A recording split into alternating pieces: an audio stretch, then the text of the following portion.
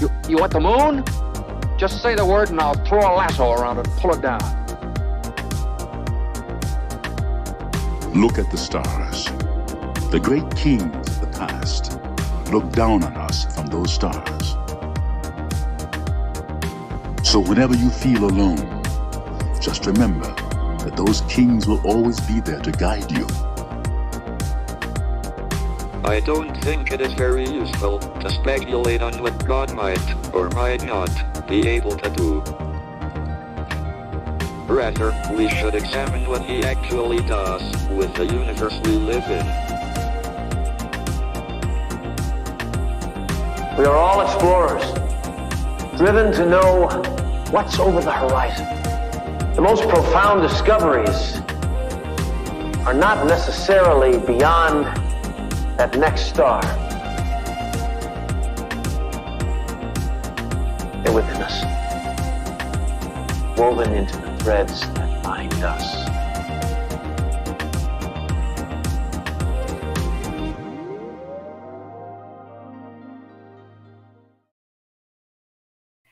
Hello, beautiful people. It's the lunar eclipse in Scorpio, the peak of eclipse season, and wow, am I feeling it. The graphic here on YouTube says happy lunar eclipse, and I'm kind of wondering if happy was the right sentiment because I know a lot of us are feeling a lot of things. So in today's episode, we're going to talk about the energy. We're going to talk about the different aspects that this eclipse is making to other planets and placements. And I'll tell you what this eclipse means for you, how it's showing up in your natal chart based off of your rising sign. So get comfortable. Let me know if you're joining me live, if anything crazy has been happening for you. And if you have it, pull up a copy of your birth chart so you can follow along. If you don't, you can always get a free copy at thespiritualjournalist.com/birth chart or just scan the QR code. Hello, beautiful Corby. Hello, Bree.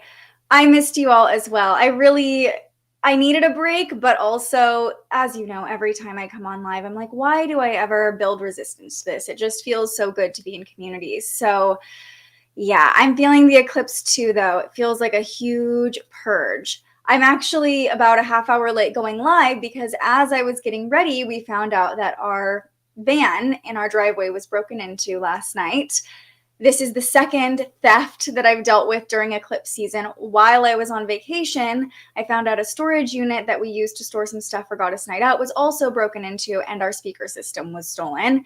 Travel plans changed. That's no surprise with Mercury retrograde. A lot of old, unexpected emotions came up visiting family during my travels. It's been intense. And hi, Rachel. Rachel also is feeling the 8th house vibes. All of this stuff, Taurus season, Mercury retrograde, the solar eclipse was happening in my 8th house. So I knew to expect intensity and darkness, but even though we know what's coming, it doesn't always make it easier to navigate it. So I share that just to give you permission to feel whatever you're feeling. If you're experiencing difficulty, know that you're not alone. Thank you, Corby. I appreciate you. Good. The eclipse season has been good to Terry. And that's the thing about eclipses, and that's the thing about astrology, is that I sort of knew to expect difficulties. And, you know, we'll get into how this eclipse is showing up in your chart based off of your rising sign, but just another example of how astrology can really show up physically in our lives. This eclipse happens to be in my 2nd house of resources, money, and physical possessions. So the fact that during the eclipse, some of my resources and possessions were stolen and damaged, it makes sense. Not fun, but it makes sense. Yeah. I'm the opposite. I was trying to be like, it's going to be fine. It's going to be fine. It is fine. It's just not fun. It's okay, you guys. It's all good. I am abundant. It's going to be okay. But woof, yeah, these eclipses are testing me. A lot of change, Rachel says, just trying to flow with it. I feel you. I feel you. Corby says, I'm feeling a lot better today, but definitely felt triggered and having deep issues I didn't realize were coming up. Been doing a lot of journaling and yoga. Yeah, eclipses will do that. Thank you all for sharing. Rachel Rachel's wedding is postponed, really having a rough time this 8th house transit. We are just wrapping you in love and light and support, Rachel, and know that I'm here for you. We're all here for you. If you need to talk or process anything, you have community around you. And that's really been the biggest, I swear I'll talk about the astrology in a moment, but that's really been the biggest lesson I've learned from all of the darkness and grief that I've been going through, and that I'm really feeling as I'm here with you live right now, is that community is the remedy. For me, sisterhood, being around other women, being around other supportive humans is the remedy for the darkness and the scariness and the discomfort, knowing that we're not alone. So hopefully as we spend a little bit of time together today, you feel that too. But yes, air hug. Astrology was spot on. Sometimes that's not a good thing. But yes, Rachel, we have your back. We've got you. We've got you. All right. Before we get into what's going on with this eclipse, which just happens to be peaking right now, I also want to talk about the magic of this day. Today is the 5-5 portal. So not only are we dealing with a mystical, deep, dark Scorpio lunar eclipse, not only are we experiencing the reflection of Mercury retrograde and really going back over and reviewing some of the ideas that we've had and the moves that we've made, but it feels very synchronistic that this is all happening on the 5-5 portal. So I am not a numerologist, but according to numerology.com and some of the other things that I've been seeing numerologists post about the 5-5 portal, just a really brief tidbit about the energy of the number 5. And when we have a day like 5-5, the energy of 5 is amplified, because in numerology, anytime a number is doubled or multiplied, the energy of that number is amplified as well. So the number 5 in numerology is a master of change. Again, this is all from numerology.com. I love that Rachel said, I'm just trying to go with the flow, because 5 is all about being able to adapt and go with the flow and thrive in different environments and social situations. So it can be a very stimulating number, a stimulating energy.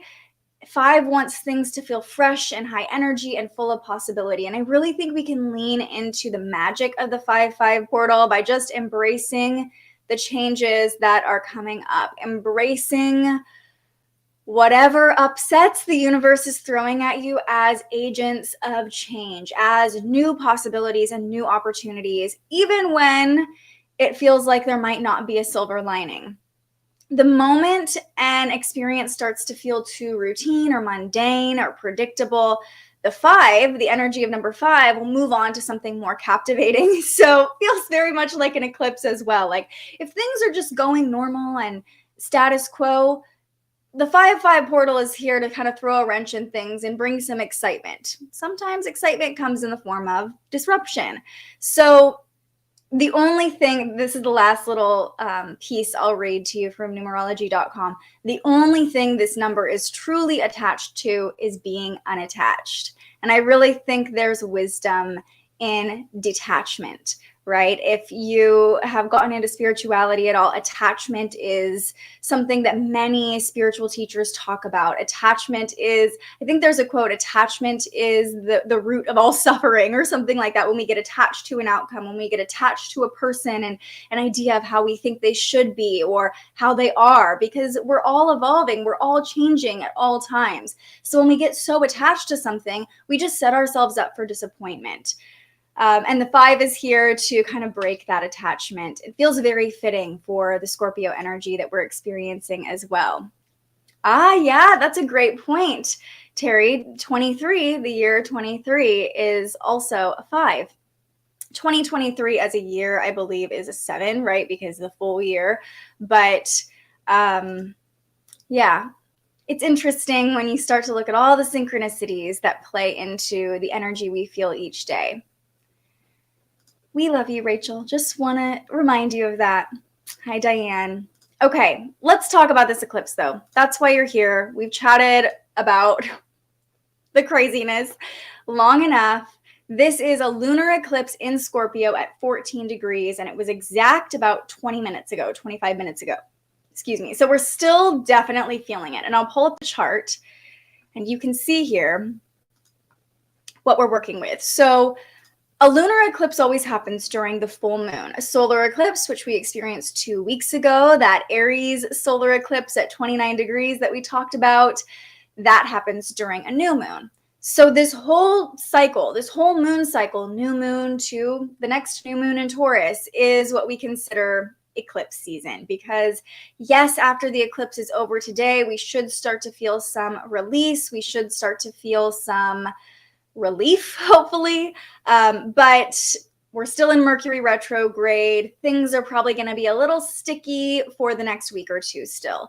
So just know that we're still in the middle of it. Just because this eclipse is over doesn't mean that eclipse season is over. There's still quite a bit to process. Hopefully the drama dies down though, just knocking on wood. So you'll see on the chart here, the full moon, the moon opposing the sun, that's what marks a full moon. And if you could imagine the Earth right in the middle of the chart. In fact, something we don't often talk about is that the Earth is always the middle of the chart. Where we are on Earth represents the center. So the Earth is perfectly aligned with the sun and moon, and what we just experienced and parts of the world are still seeing with their eyeballs. Of course, it's not nighttime where I am, so we can't see it right now. The moon isn't out, but in the Eastern Hemisphere, they are experiencing the moon turning red. And here's why that happens. When the sun and moon oppose each other and the Earth perfectly passes through the middle of them, the Earth's shadow gets cast on the full moon, turning it that red color as the light bends around the Earth, reflecting just fragments onto the moon. And eclipses like this, I mean, imagine our ancestors seeing the moon turn red. They would probably think it was a pretty scary thing or a bad omen.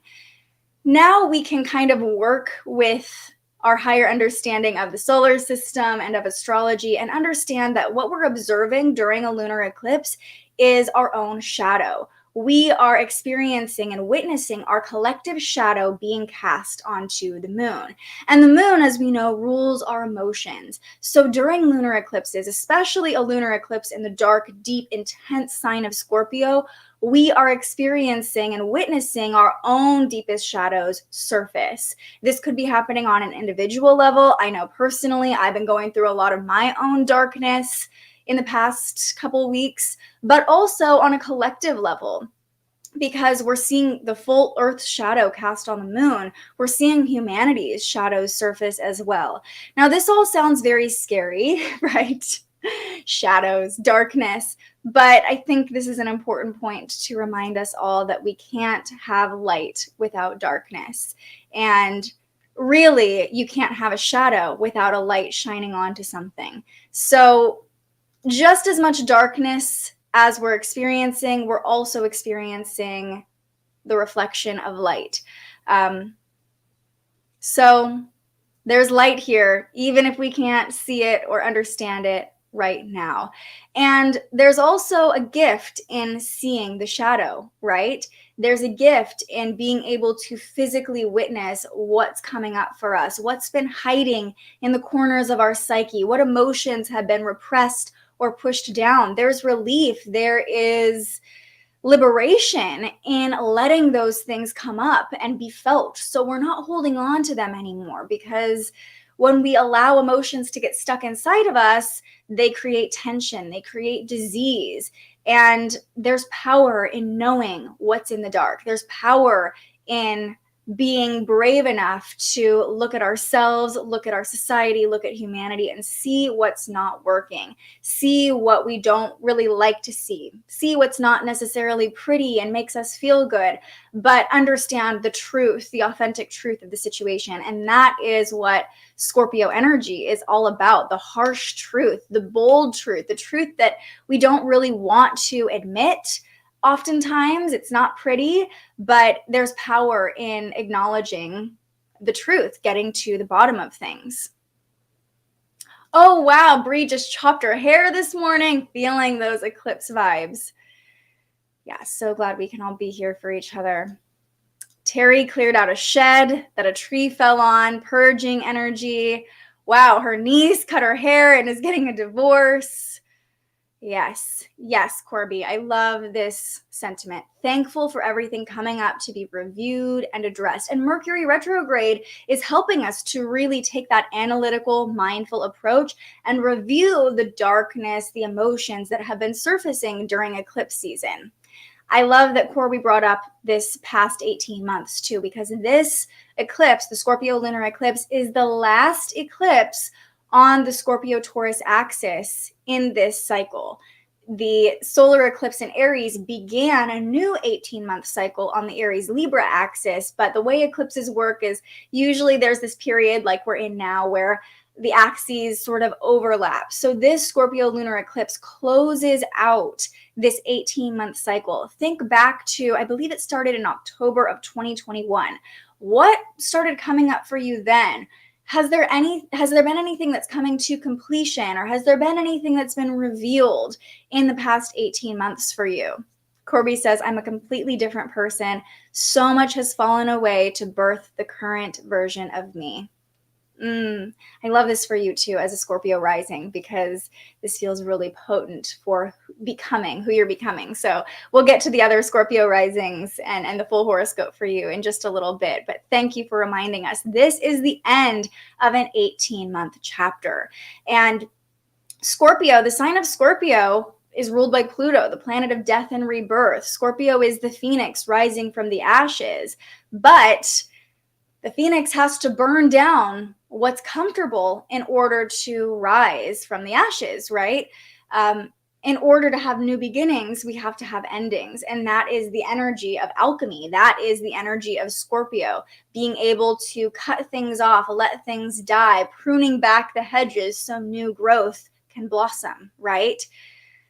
It's uncomfortable, and this eclipse is probably feeling edgy because we're in Taurus season. Taurus season is our comfort zone, right? Taurus season is feeling good and feeling safe in our body and having resources around us.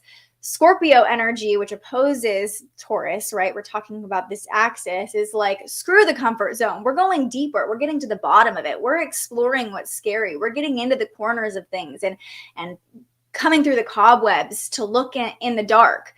So there might be this internal battle for you playing out between letting go what's comfortable and leaning into discomfort. And if you're feeling that edge, if you're feeling that discomfort, I encourage you to view it as an invitation from the universe. This is the direction that I'm being pulled. If it feels uncomfortable, you're probably doing it right. So yeah. Yes, yes, yes. Everybody's cutting all their hair off too. Not me, my friends, not me. You know how long I've been growing this out. Going back to attachment with the fives, Rachel says, I've been learning a lot about unhealthy attachment styles I may have, anxious and avoidant. Me too. And that shadow attachment stems from my childhood and just needs more love. Thank you for sharing this, Rachel, because I think as we're talking about comfort and discomfort, something to come back to is finding safety in yourself. It's okay to be uncomfortable. Knowing that your body is a safe place to be, knowing that you can come back to your breath can help us navigate new territory, navigate discomfort, right? It can help us release what's no longer serving us when we know that we've got ourselves no matter what. So attachment styles could definitely be something coming up. I know that's been like a hot topic in the past couple months, and I'm sure something that will continue to be talked about and become more common for people to talk about. But yeah, dark stuff from the past could be coming up, especially for us, Rachel, with all the 8th house activation we're feeling. Feeling the purge of it all. Yeah, definitely. Definitely synchronistic that this is all coming up at the same time. Okay, anything else that we need to say about this lunar eclipse? I'm going to talk about the aspects it's making, but one last thing that's coming up is that Scorpio energy is all about evolution, death and rebirth. Scorpios and people with heavy Scorpio placements tend to live many versions of themselves and die to be reborn and continue evolving.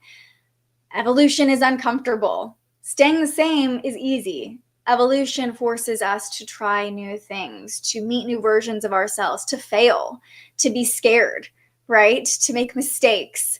So this eclipse feels like it is purging anything that's keeping us in our comfort zone, anything that's no longer in alignment with those deeper desires of who we want to become and how we want to evolve. I think most of us have this vision of who we could be if we had this resource, or if we just had a little more time, or, you know, if we were more evolved on our spiritual journey, or didn't have so much trauma or whatever. But this Scorpio lunar eclipse is like, you can be that person. You just have to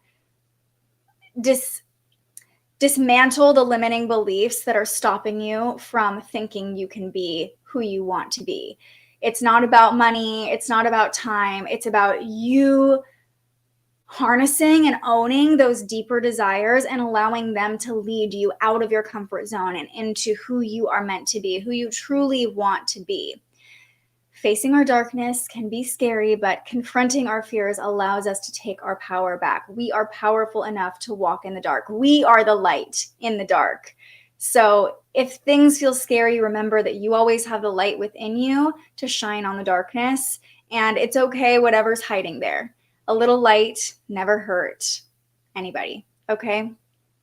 The truth will be revealed. No matter how harsh, we just have to stay in our light and stay safe within ourselves.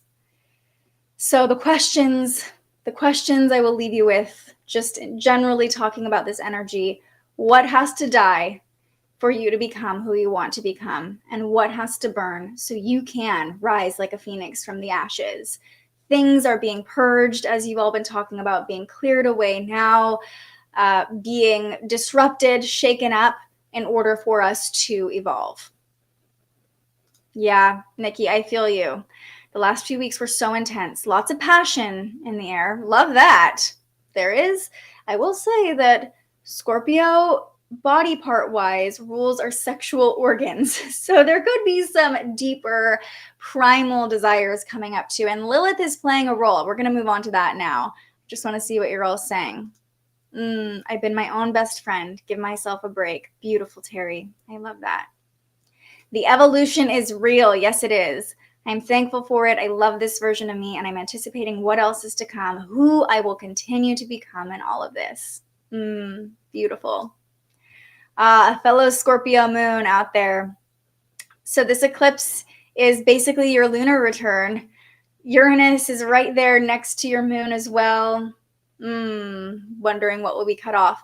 Another important thing to look at in your birth chart is if you have Pluto in Scorpio. Many of us have Pluto in Scorpio. Your Pluto may be very close to this eclipse as well, just amplifying the transformation, amplifying all of the energy, all of the darkness, all of the discomfort and evolution vibes, alchemy that's coming up. So if you have Pluto in Scorpio, that is likely being activated as well. Yes. Yeah, this might be showing up in your first house, and the haircut would be fitting. I love that for you. Okay, let's talk about the different aspects that this lunar eclipse is making. So first thing this morning, 7 a.m. Pacific time, that would be 10 a.m. Eastern time, this lunar eclipse made a T-square to Lilith. Okay, you can see it right here. See that red square in the middle of the chart? Lilith, right in between the sun and the moon, squaring both of them. As we know, a T-square is the most tense aspect that we deal with in astrology. And whatever is at the right angle of this T-square, in this case, it's Lilith, is the focal point of the tension. So Lilith is the black moon, is the place on the moon's orbit the farthest from Earth, the shadowiest place the moon goes. So again, shadows are coming to light. And there could be this tendency or even this primal urge to try to control or manipulate the transformation that's happening. Lilith wants to be in control. She wants to dominate. So there is this kind of, especially with Scorpio energy too, it can be very controlling and manipulative. There is this primal tendency to want to control the situation, right? So how can we work with this T-square? Lilith wants us to take our power back. And I've said this before, I'll say it again, focusing on controlling yourself, remembering that You are the only thing that you can actually control in this life. You can't control your kids. You can't control your parents. You can't control your partner. You can't even control your pets. As much as you want to, as much as you try, we are all beings with our own free will, right? So coming back to your own body, your own empowerment, controlling yourself. I will also say there's just a lot of hostility and bitchiness that's going to come along with this eclipse because Lilith represents our inner bitch, that part of us that's not going to take shit from anybody, that will not be repressed, that will not be dominated. So there could be some primal urges coming up for you, coming back to our sexual organs as well. There could be this like raw, sensual, sexual energy that is coming through during this eclipse. Work with it. Work with it. How can you find power in yourself? How can you find pleasure in yourself? How can you embody the Lilith within without burning everybody around you, and instead knowing what it feels like to stand on your own 2 feet? And attachment really feels like it's playing into this as well, because the origin story of Lilith was that she was created as the original woman. As the myth goes, she was Adam's first wife and refused to submit to him. So she detached, she flew off, she started doing whatever she wanted and whoever she wanted, and became labeled as, you know, the whore of the Bible or of the origin story. And in modern times, we are really reclaiming Lilith as that part of ourselves that doesn't belong to anybody, that only belongs to ourselves. So tapping into that part of you can feel very empowering during this eclipse. But again, just be mindful of how you're treating other people too, because it's really easy under this T-square to just be a little hostile or for other people to be hostile. So just giving people grace, giving yourself grace, and knowing that Lilith definitely wants our attention during this eclipse. It's really just playing into the themes we've already been talking about. And just wait, there's more. There's more that's just playing into all of this. Eclipse is squaring my Chiron too. Whew, it's a lot.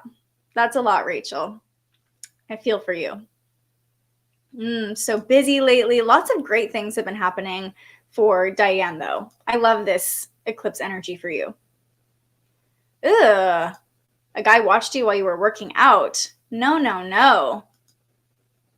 Reclaim your Lilith. That is a situation where I'm like, just unleash the Lilith and tell that guy to F off. You know, like, you don't need to watch me. We're good here.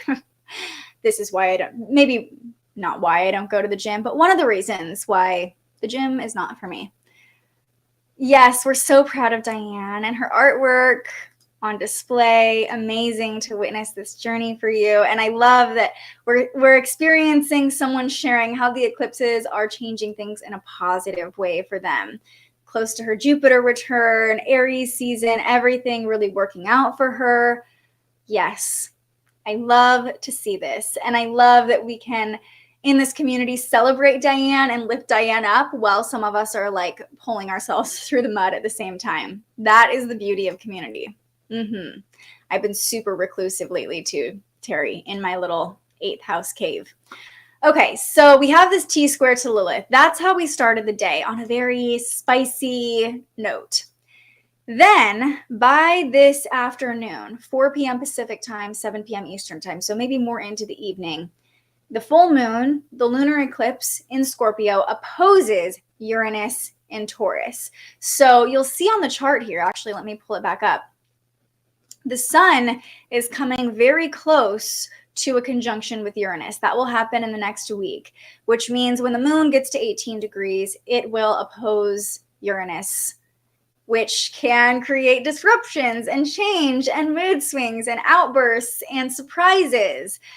So if you thought that everything dramatic and unexpected that could happen has already happened, keep an open mind. Stay flexible, because more changes could be coming this afternoon. Now, I will say that, you know, this opposition to Uranus just playing into the entire energy of this eclipse. So eclipses are already times of unexpected changes and shifts, but Uranus being here it's like all of the connections this eclipse is making are just amplifying the energy of change.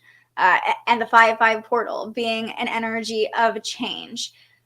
The full moon in Scorpio wants to take us deeper into ourselves and bring up deep emotions. But Uranus and Taurus makes us attracted to rebellion and liberation and wanting to feel a little bit freer.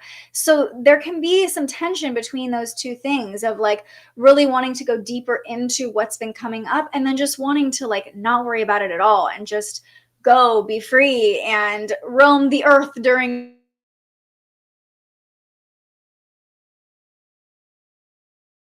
need for freedom, contradicting our need to feel safe. Again, our comfort zone and the discomfort of this eclipse are really pulling on each other. So I will say it again, remain flexible when surprises pop up, when disruptions happen, knowing that it's an eclipse, knowing that Uranus is involved. We can just expect the unexpected and hope for the best, know that whatever is happening is exactly what's supposed to be happening, even if we can't understand why right now. And then the very last connection that we'll talk about with this lunar eclipse is a trine to Mars. This happens at 10 p.m. Pacific time, so overnight for those of you who live on the eastern seaboard or farther east. Hold on, I just have to read Diane's comment.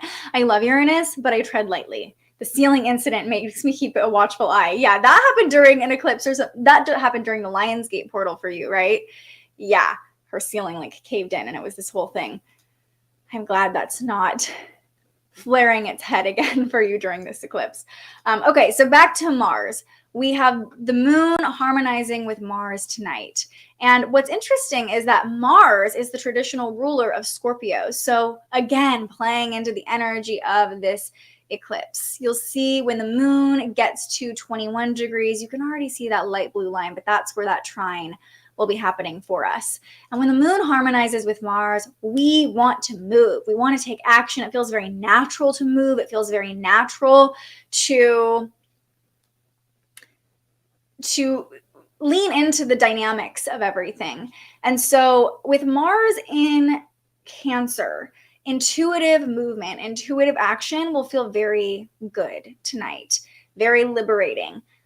We happen to have a goddess night out tonight. Thank goodness, I need it so badly. And I think, we didn't necessarily plan this, but I think the fact that the full moon will be harmonizing with Mars will be the perfect energy for some intuitive movement. So if you're in the Sacramento area, please come join us. I would love to dance with you. Help me shake off all of the eclipse energy in community. But if you're not, put on some music, move your body, do some yoga, go on a run, go on a walk late tonight. If you're feeling that tension really throughout the evening, movement is going to be your best ally. And there could be this tendency to want to just like move forward and get on with it already. Because again, Mars, we want forward action. But remember that this lunar eclipse, this full moon is the beginning of a 2-week period of release and surrender. So yes, the theme of eclipse season has been surrender, but in the next 2 weeks, the universe asks us to surrender a little bit more. And sometimes movement and like creating some sort of outlet for that energy and that tension to move through us can be very liberating and freeing. So if you're feeling the full effects of the eclipse tonight or today in general, move your body, move your body, move your body, and let it be intuitive. Listen to your body. Let your body lead the way. That's going to be really helpful. Our washing machine has been acting up and Nate was planning on working on it later. Maybe he should reschedule. Maybe not during the opposition to Uranus. Uranus rules technology as well. If I was you, I might wait if you can. But whatever's supposed to happen is going to happen. So tap into your intuition. See what it's saying. I'll be dancing here. I already told my partner I need a cheeseburger today. Comfort food to the rescue. Very much leaning into the comfort of Taurus season amidst the emotional discomfort of the eclipse. So that's what's going on with this eclipse. Now let's talk through what it means for you based on your rising sign. So as you all know, I always use the rising sign rather than the sun sign because the rising sign sets up our entire chart. If you don't know the rising sign, again, you can get a free copy of your birth chart at thespiritualjournalist.com/birth chart or scan the QR code. Look for the ASC on the chart. That represents ascendant, which is another word for your rising sign. If you don't know your rising sign, that's perfectly fine too.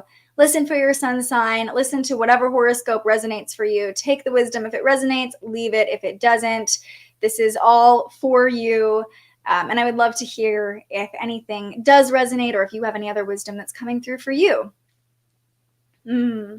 Okay, so let's start with our Scorpio risings. Since this lunar eclipse is in Scorpio, this eclipse is likely showing up in your first house if you are a Scorpio rising.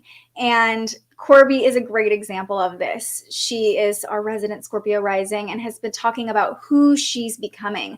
So that is the question this eclipse is asking you if you're a Scorpio rising. Who are you being called to become?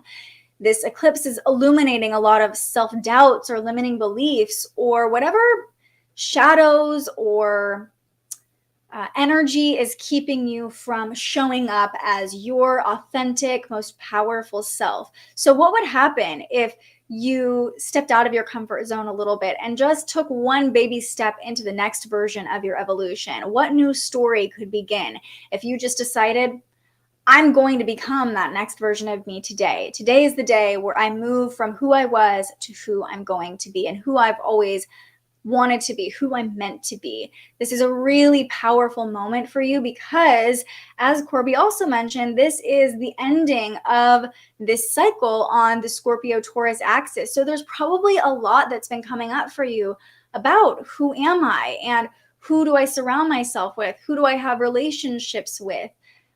Your relationships might be acting sort of as a mirror for who you're becoming as well. Are there any relationships that don't feel in alignment anymore because you have evolved, you have changed, your frequency has changed? So there could be a lot of questions or reasons why you're like, oh, it would just be easier for me to stay in who I already am. But this eclipse is really pushing you to take that next step into your evolution and who you're meant to be.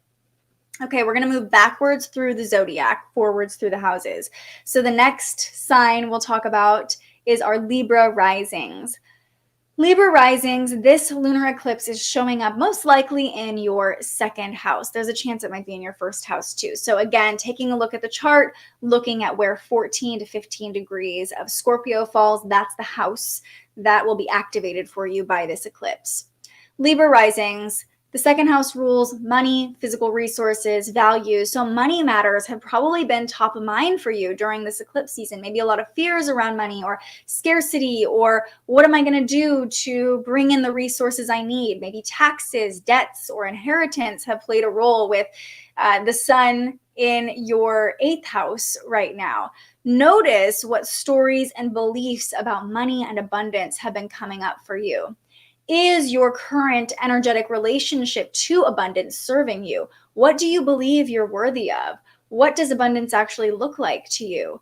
It could be a powerful exercise to just sit with yourself during this eclipse and notice what stories are playing out in your head about money and what you deserve, what you are worthy of, what you want, what your desires are, even writing out your desires. This is what I want my life to look like. And then noticing, are there any voices in your head that are like, oh, but that couldn't happen because of this. Oh, but if I only had this much money, right? So your mindset might be the biggest hurdle right now to bringing in the abundance that you so crave. And as I'm saying this, I am speaking directly to myself because this is the theme that's been coming up for me quite a bit during this eclipse season.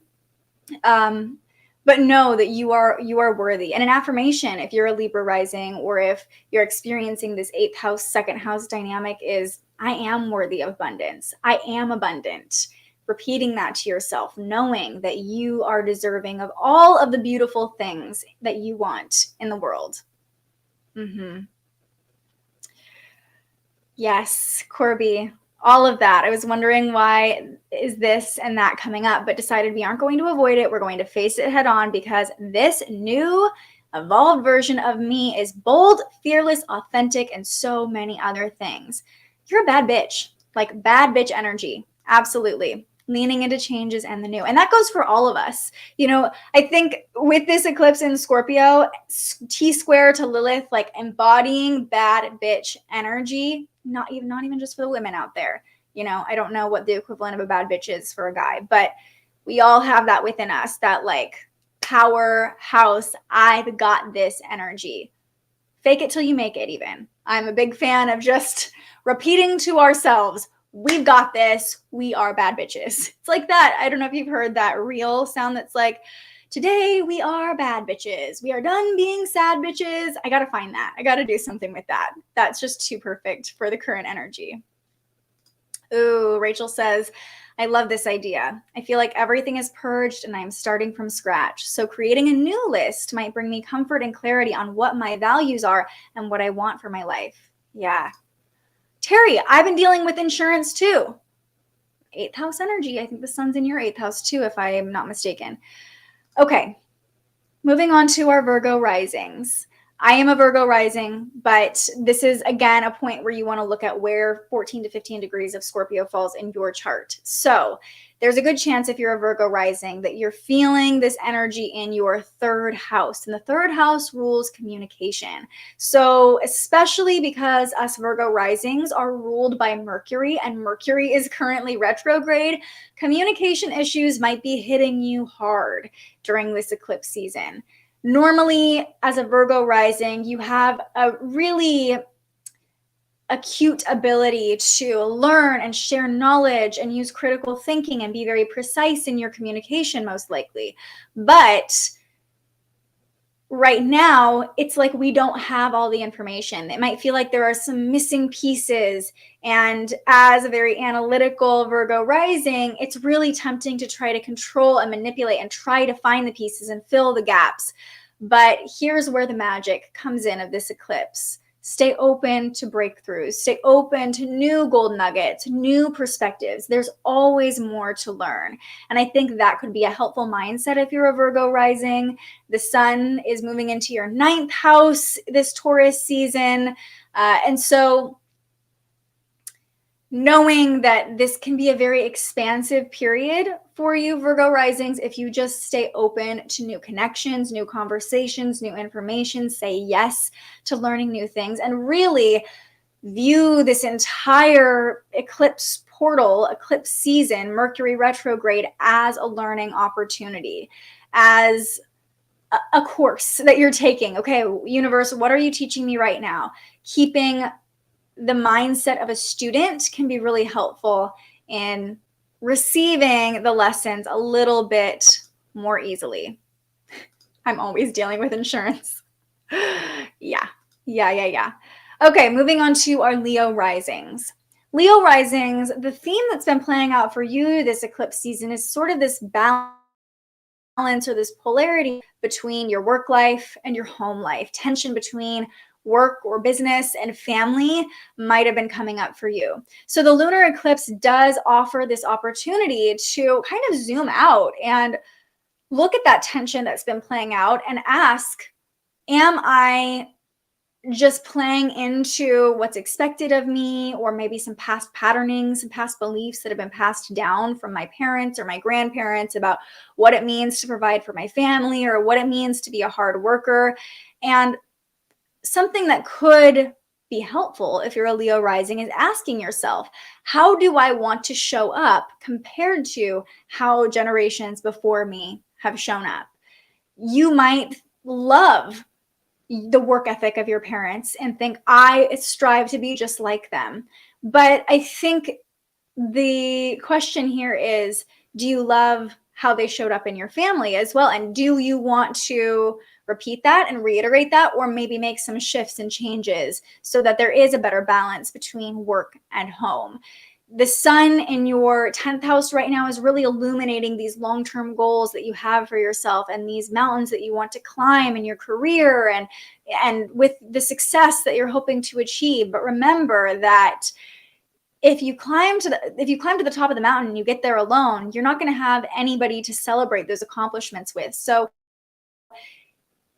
what story do you want to write as you climb the mountain? Do you want to bring your family with you? Do you want to make sure you're stopping along the way to take care of your body and tend to your home, knowing that both home and work are important, and some shadows around your home life or family dynamics could be coming up around this eclipse in your 4th house of home and family, and that's okay too. There is power and knowledge in being willing to see the truth of how we were raised, see the truth of maybe the sacrifices our parents made, or even see the truth of our own patternings and where those come from, because the homes we grew up in shaped us in ways that we don't always consciously realize. So that could be where shadows are surfacing, like, oh, I'm becoming consciously aware of why I do the things I do, and maybe these beliefs that I have to keep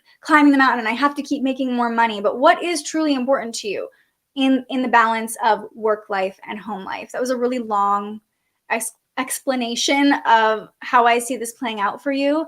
But I think shadows around home, family, and true desires around what you really want long-term are going to be the focus. So that could be a project for you during this eclipse, is just to really sit down and think about long-term, what do I want my life to look like? When I am 50, 60, 70, 80 years old, what do I want my life to look like? Who do I want to be around me? What do I want my family to look like? What do I want business or my career to look like? And seeing if there are any contradictions in those visions. Okay, Cancer risings. This eclipse offers a powerful moment for your authentic expression. The eclipse is showing up in your 5th house of play and passion and the inner child. But as a Cancer rising, you might be someone who is a little bit more guarded or reserved. And this eclipse is inviting you to, I would say, also protective if you're a Cancer rising, really protecting your own emotions, protecting yourself, protecting your family. Being in protection mode or security mode all the time can really stop us from allowing creative energy to move through us. And those creative blocks, creative shadows, if you will, could be revealed during this eclipse. Whatever blocks are coming up are asking to be cleared and to be released. Remember, surrendering to the chaos of it all can be fun. Can be fun. I'm going back to that analogy that we talked about during the Aries solar eclipse 2 weeks ago, being at the top of the roller coaster, getting ready to take off, right? It's like surrendering and to the unknown can be really fun, but it also requires us to let go of safety and security and protection, right? We have to be willing to put ourselves out there a little bit and be a little bit more vulnerable. Creativity is inherently vulnerable because it is so authentic. Our authentic expression, when we put it out there, we're putting a part of our soul on display, and that is very vulnerable. But remember that it can be fun to find that liberation through play, through pleasure, through creating something, even if it's just something as silly as, you know, dancing around or drawing a picture or painting a little bit, playing a game.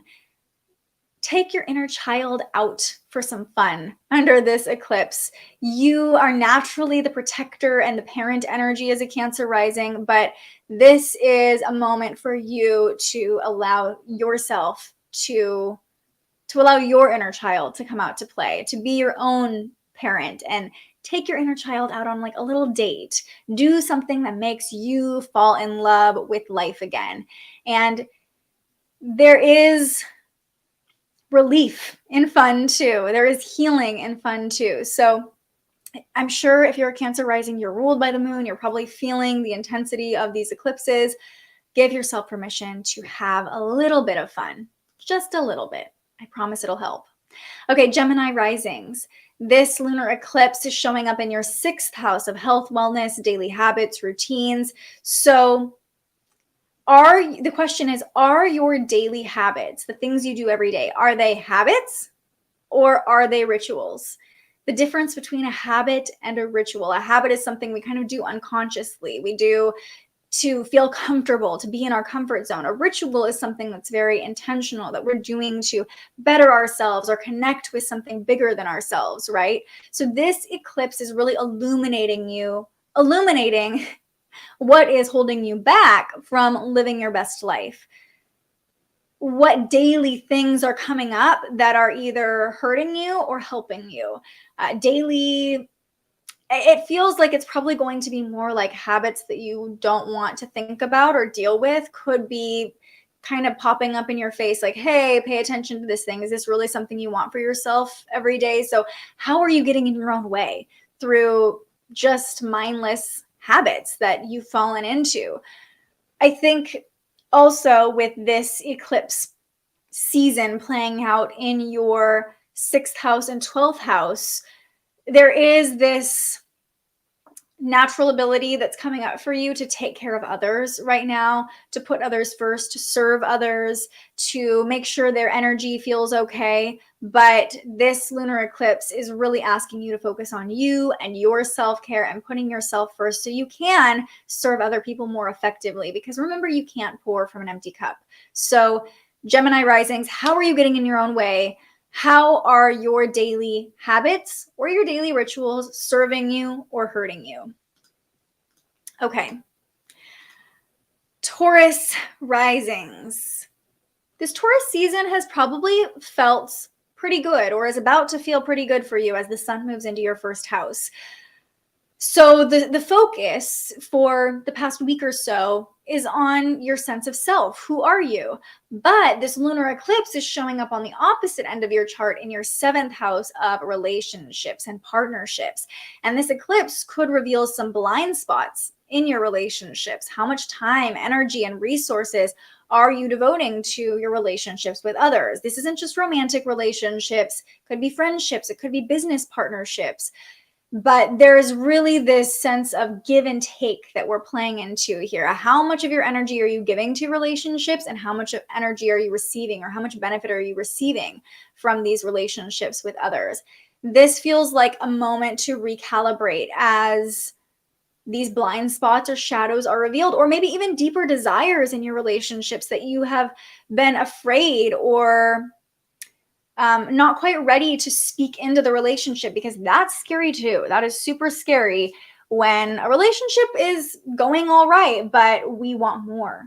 We want to express something that maybe isn't working for us. So this eclipse could take a little bit of courage, which you have if you're a Taurus rising, to speak your truth of what you need out of a relationship, of how you want this relationship with another person to look. Again, it could be a friendship. Maybe you are the friend that's always showing up and you don't feel like that's being reciprocated. This could be a moment to be like, hey, I want to talk to you about something. I love you. I value this relationship we have, but I'm feeling like there's an unequal exchange of energy here. And I think that our relationship could be even stronger if we kind of talk about this. And I think also the idea of resentment is important to think about here, because when we have unmet needs in relationships, that's where resentment comes in. When we don't speak up about our own needs, we're just secretly sitting there waiting for someone to meet them. This eclipse is all about you showing up in relationships and expressing your values and your needs, especially if you don't feel those needs are getting met. So this is a moment to recalibrate. Yes, Diane, our Gemini rising over here. I feel like I've had to make myself a priority lately to ensure I am successful, and it goes against my Virgo moon wanting to help others, but I really need to care for me. Proud of you. Proud of you. Yeah. Oh yeah, and Rose as well. Spot on for her. Hi, Rose. Okay. Moving on to the 8th house and our Aries risings. Aries risings, this is a very intense eclipse for you showing up in your 8th house. I could see some secrets being revealed, maybe some mysteries being solved. The phrase, the truth will set you free, but first it will piss you off, seems very fitting for Aries risings because, you know, if you're an Aries rising, you might have a shorter fuse than others. So even like secret emotions or repressed emotions could be coming up. Things that you just haven't wanted to deal with could be popping up during these eclipses. And whatever's coming up now is coming up to be liberated. Shadows are surfacing to be acknowledged, to be liberated, to be worked with, to be claimed, right? Because when we, as Terry was just saying, actually, subconscious versus conscious awareness. Things from your subconscious are likely popping up if you're an Aries rising. So embrace the darkness as you navigate it. This is a time to really go into the dark, to really be brave. You're also pretty brave if you're an Aries rising. And ask yourself, what truths that I've not wanted to accept are now being revealed? What truths are undeniable? And it's okay if they piss you off a little bit, but remember, this eclipse is forming a T-square to Lilith, and it's harmonizing with Mars, your ruling planet, tonight. So if you need to take some space, if you need to go into your own little 8th house cave and cry it out or scream it out or, you know, punch a pillow or something, do that. But resentment and anger could be coming up for you too if you're an Aries rising. So have compassion for yourself, witness what's coming up, and ask, what is the medicine here? What is asking to be alchemized? What needs to die so I can evolve and expand? And what truths do I need to accept so they no longer control me, so I can regain power of the things that have been holding power over me? Okay. Oh, yeah. Rose is one of those that has this eclipse conjunct her Pluto, feeling pretty restless, definitely purging a lot of my not so ideal daily habits. Purging is the theme of this eclipse, my friends. Seriously. And if you are not purging, the universe might be purging people, situations, items from your life for you. Okay, moving on to our Pisces risings. I honestly love this eclipse for Pisces risings because you're already a dreamer. If you're a Pisces rising, you already know the sky is the limit. Anything your mind can dream up is possible, but here's where the stickiness, the shadowiness of this eclipse could come up. Fear can keep you from taking off. Your mind knows that the sky's the limit, but the fear of actually like jumping or taking off could be stopping you from reaching your full potential. So this lunar eclipse could reveal some repressed desires for adventure, travel, learning opportunities. The 9th house is all about growth and expansion. This is your moment to lean into your growth edge, to affirm to yourself that the sky is the limit and all I have to do is take off and trust in where the universe will take me, and trust in the opportunities that are unfolding for me, trust in the desire that I feel inside myself that I really want to visit that place, or I really want to take that course, and saying yes, being the optimist, saying, I know I'm being called to do this thing for a reason. So rather than getting wrapped up in, oh, I don't know if I have enough money, or I don't know if I'm worthy enough, or I don't know if this is really the right opportunity for me. If you feel it deep in your soul, I really want to go to this place, I really want to grow in this way, lean into that growth edge during this lunar eclipse. You might even have some breakthrough moments that like catapult you to a next level with this eclipse happening in your 9th house. New spiritual breakthroughs, mental breakthroughs, learning opportunities, teachers coming into your life, all possible for you. So there's a lot of magic and growth that, as with many of us during this eclipse, if you're a Pisces rising, you might have to realize how you're standing in your own way, or your limiting beliefs are keeping you from that growth. Oh my gosh. Diane says this eclipse is conjunct not only her Pluto, but her Mercury and Venus too. Hello. Yeah. I notice it when someone crosses a boundary for me. I can imagine. Hang in there. Wow. But I will say, Mercury and Venus, some desires, some breakthroughs are definitely possible for you too. Leaning into the growth really helps. Yeah. If it's uncomfortable, you're probably doing it right, especially if you're a Pisces rising. Okay, our last 3 rising signs, moving on to Aquarius risings.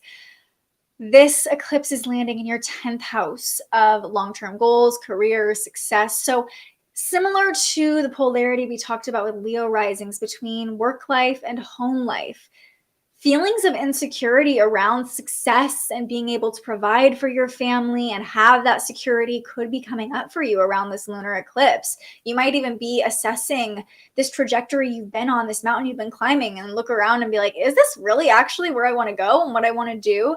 So hidden desires or unexpected shifts in what you really want could be coming up around this eclipse. You, as an Aquarius rising, have been focused on the long game and how you can create stability for yourself. That's probably been coming up for you over the last couple of weeks, but playing it safe might not be the safest bet after all. And if you're an Aquarius rising, you're probably a fan of like taking a little risk or pushing the boundaries, pushing the limits, being a little bit rebellious. But I would say beware of making too quick of changes, especially as this eclipse opposes your ruling planet, Uranus. If you're an Aquarius rising, you might be a little bit too spontaneous or impulsive. So rather than deciding, okay, this long-term goal is not for me anymore, I'm going to change it right now, maybe slow your roll. Mercury is retrograde after all. Slow your roll and take some time to really assess, what do I want long term? What does that look like? What limiting beliefs are keeping me from getting to where I want to be? And what past desires am I still clinging to that no longer serve me? It's really easy for us to say, yeah, this is what I want to do. Hopefully he doesn't mind, but I'm going to use my partner as an example because he is an Aquarius rising. And, for him, like career and work have really been coming up, and we've been having talks of like, do you still want to do what you're currently doing? Because you 3 or 4 years ago, this was your dream job. When we first started dating, I was like, if you could do anything, what would you want to do? And that is pretty much what he's doing right now. But there is also this energy of not really feeling fulfilled by it. So Aquarius risings, this is your permission slip to change your long-term goals if you want to. That doesn't mean that has to happen today, but just reflect on that. Are the long-term goals I'm going after really what I still want? It's okay to change your mind. It's okay to innovate and rebel against a past version of yourself a little bit. So ask yourself, is what I'm working toward still what I really want? Okay. Yeah, seriously, heavy transits. But Jupiter is coming in for Diane, saving the day. Yeah, I'm so happy your Jupiter return is working out for you. Okay, Capricorn risings. This solar eclipse is landing in your 11th house of community, network, and technology.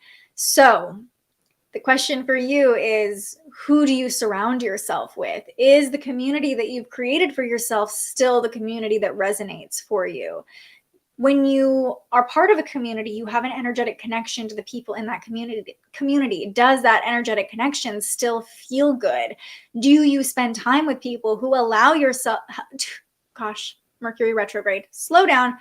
Do you spend time with people who allow you to be 100% yourself? The sun is moving into your 5th house of creative expression and authenticity. So it might be time, if you feel like you're showing up in community and you're holding back parts of yourself and repressing parts of yourself, might be time to find a new community, to purge some friends who no longer make you feel supported. It's okay. Some people enter our lives for a season. Some people enter our lives for the long game. Everybody is there for a reason. So what are you learning from your community, and what shadows are being revealed when you show up in community? Are there parts of you that you feel like you have to hide away? And if so, who could you surround yourself with that's a little bit different, that would allow you to fully show up as who you really want to be? It might be time to reevaluate. And remember that I know if you're a Capricorn rising, you're probably really good at like fitting in and conforming.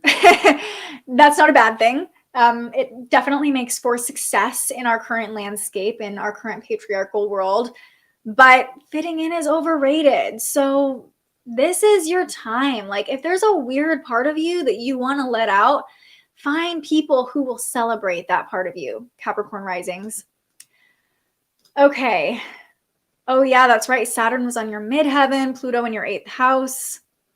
You've been doing the deep work. It's time for some celebration, Diane. Yes. Yes. I've watched this transit closely and I realized it might be an opportunity for me. No fear. Yes. That goes for every transit. We don't need to fear them. We are just here to learn and to receive these cosmic codes so we can reflect on what's coming up for us. Okay, last but not least, Sagittarius risings. You okay?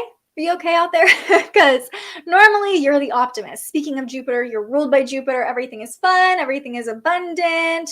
No fear here. But the 12th house can bring up a lot of fears and a lot of sadness and sensitivity. This lunar eclipse in your 12th house feels very much like a purging energy for you if you're a Sagittarius rising. What needs to be released? Let it flow. Let it wash away. It's time to let it go. Surrender, then surrender some more, then surrender a little more. Okay, healing comes from allowing ourselves to fully feel what's uncomfortable. And this eclipse might feel very tender and uncomfortable for you, but it also seems like it would be a big release. If you just allow yourself to feel that discomfort, to feel the sadness, to feel the anger, to feel all the feelings that are in your body, they can be released. They can move through you and you no longer have to hold on to them anymore.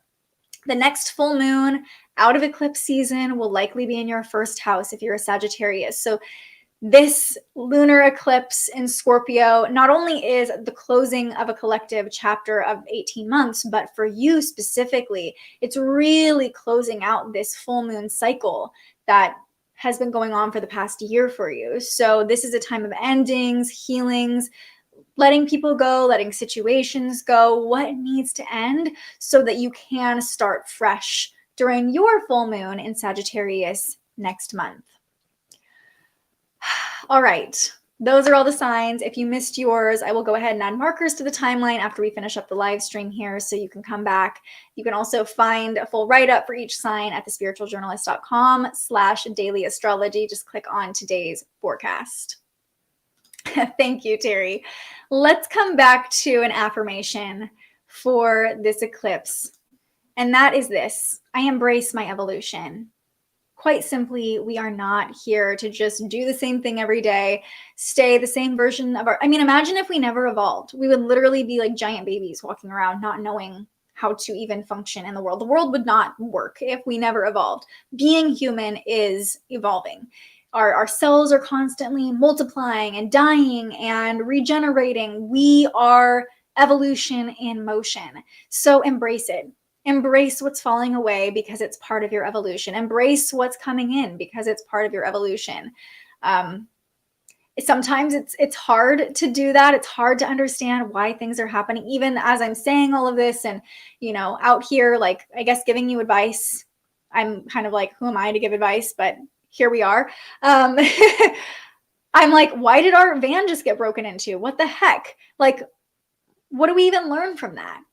But trusting, embracing, this is all part of the natural evolution of my life. Sometimes it's hard to see when we're really zoomed in on day-to-day, moment-by-moment difficulties, how everything is playing out in the grand scheme of things. But it's all happening for us, through us, to us. It's all happening for a reason, even if we can't understand it. So embrace the evolution. Feel the earth move under your feet. Absolutely, Terry. Oh, I'm glad I can be a voice for the transits for you, truly.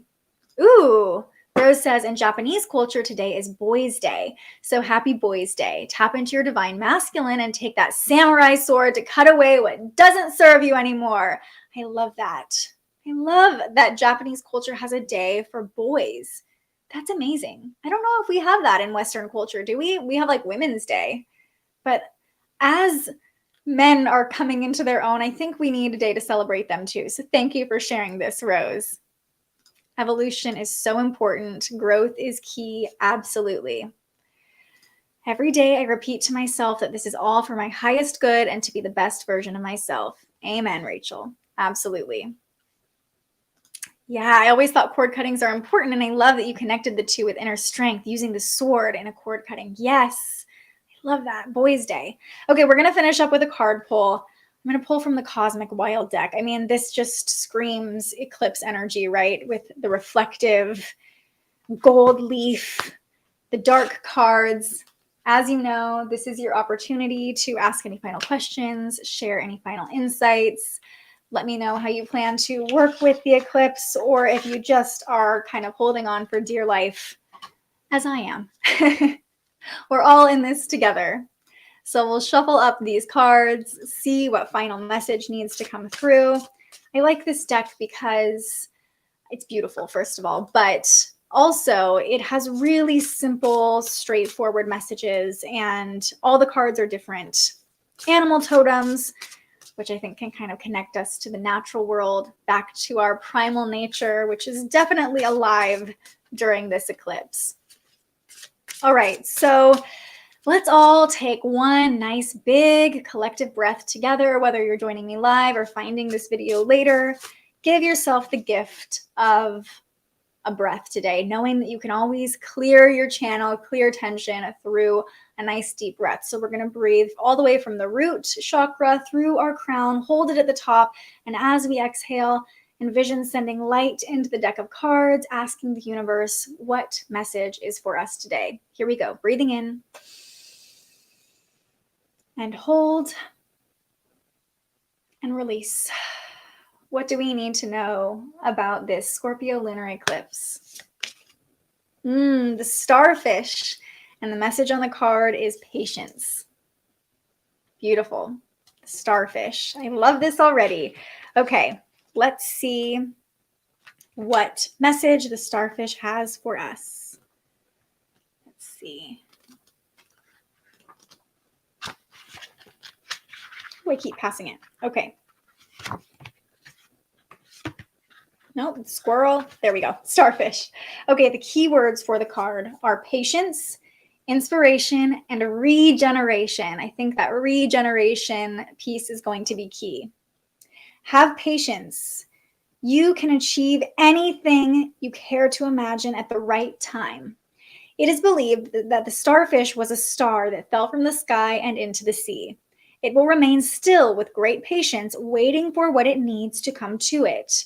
While action isn't necessary in this situation, allow your mind to do all the work, and change will come to the physical world. The starfish reminds you that you can regenerate your attitude and beliefs. This creature speaks of the easiness in which you should regrow positive emotional changes and mindset in your life. Ask yourself, how can I reach emotional peace? Renew yourself and the energy that you use. I love this because, if I'm not mistaken, starfish? What's the plural of starfish? I think it's just starfish. I think they can regenerate limbs that get cut off. I know octopi can. But I think starfish might be able to as well. And oh my gosh, Rose said my toddler was throwing a tantrum but smiled when he saw you. He says, "Hi, Auntie Olivia." My heart. Oh my gosh, I had to stop when I saw that. Thank you. That would just made my whole day. How can you regenerate? How are you being asked to grow and have patience through the turbulence? And how can you wait for what is meant for you? What is coming to you? Picturing yourself like a star fallen to the earth, a little star seed like the starfish, and knowing that with time, we're all regenerating, we're all evolving. Where should I focus my creative energy? Patience is the answer for you. Yeah, that is why we all need each other. Absolutely. Focus on myself. Definitely. Yeah. And if you're looking for a ritual to do, I wouldn't recommend doing a full manifestation or charging crystals under the moon tonight. That's just my personal preference, but you do you, whatever feels good to you. Listen to your intuition. I really feel like cleansing is going to be a powerful tool under this eclipse. Full moons are times of release and cleansing anyway. Scorpio is a water sign, so using the element of water to cleanse, maybe taking a bath or taking a nice cleansing shower, doing any ritual that feels cleansing. In fact, I meant to do this at the beginning, but while we're still here, I'm just going to light some sage, cleanse myself, offer a little virtual cleansing if you need it. So take a moment to cleanse your energy. Notice if there's anything stuck that wants to be moved. Whatever you choose to do as a cleansing tool or ritual, allow it to just clear any blocks. Anything that's been illuminated or coming up for you during this eclipse portal can be washed away. And cleansing is a powerful tool, even just a mental tool to signal to our body, okay, we're moving on from this. We're starting fresh. We are regenerating. Even moving, like moving your body, using your own internal waters, using your creative center. Scorpio rules the womb space and our creation center, right? Our sacral chakra. So moving your body, movement, music, singing.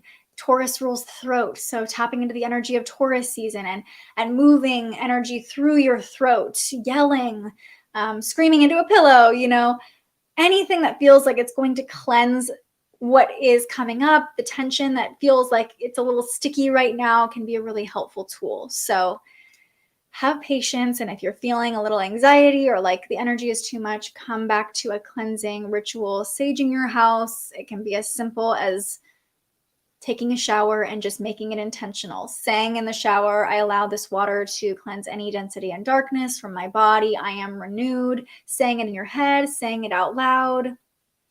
Find a way to lean into the regeneration process by helping the universe wash away any density, darkness, energy that is no longer serving you. Oh, good. I'm glad you confirmed this, Terry. Starfish do regenerate if they lose a limb. So cool. All right, everybody, that is going to do it for our Scorpio lunar eclipse chat today. Thank you all for joining me, for being part of this community, for continuing to support me, for continuing to hype me up and be here even when I am going through my own little darkness, 8th house energy. I will be back on potentially Sunday, but either Sunday or Monday to talk about the week ahead. I know I took a week off. I needed it, to be honest with you, but I'm excited to get back to our routine, get back to our weekly connection and chat about what's to come, chat about the aftermath of these eclipses. We are sending love and light right back to you, Rachel. We are here for you and just seeing the highest possible outcome for all of the shifts and changes that are happening for you right now. Yes, may we come back changed. Maybe come back evolved, maybe come back a little bit more confident in our own power and in our ability to endure and be resilient amidst the chaos that is our universe, right? Yeah, I love sage too. Even the smell, I'm like, it just automatically calms me now. I feel like, okay, we can reset after we burn sage. Take it easy right back to you, Rose. Hello to your little baby as well. And let go of all the shit. Absolutely. Okay, everybody.